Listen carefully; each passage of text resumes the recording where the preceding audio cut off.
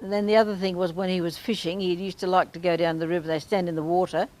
The river wasn't very deep, but they'd stand in the water and they would have his spear, and he'd be waiting for the fish to come.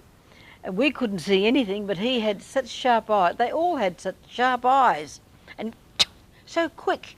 He'd have a fish on the end, which was always amazing to us.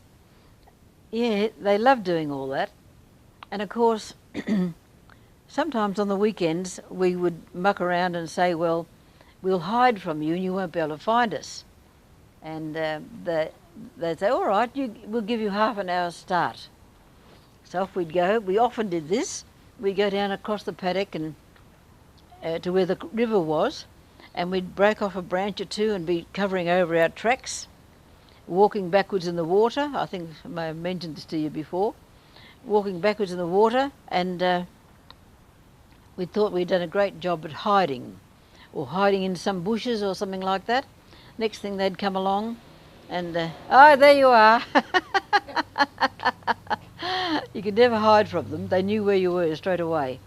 They had such sharp eyes, and they were great fun, the kids. They always interested to know what you're doing.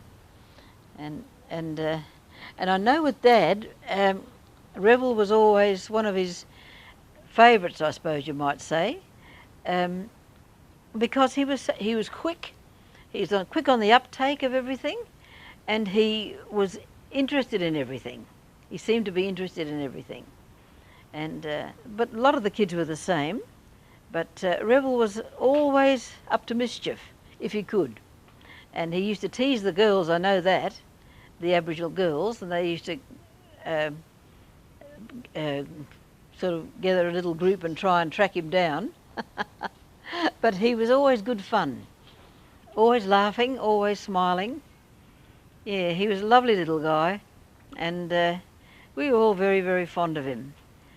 And he would do anything for my dad, absolutely anything. And he was always interested in what was happening in our household, in our house, and he would at times come down. They'd all be hanging around the back door, looking to see if there's any cookies or anything like that going.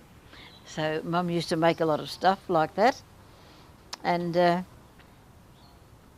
very, very helpful little fellow. Really, very, very helpful. Very nice boy, and great with sports, singing beautifully, and he was an ideal child, really. And I think he could have gone a long way had things turned out differently for him.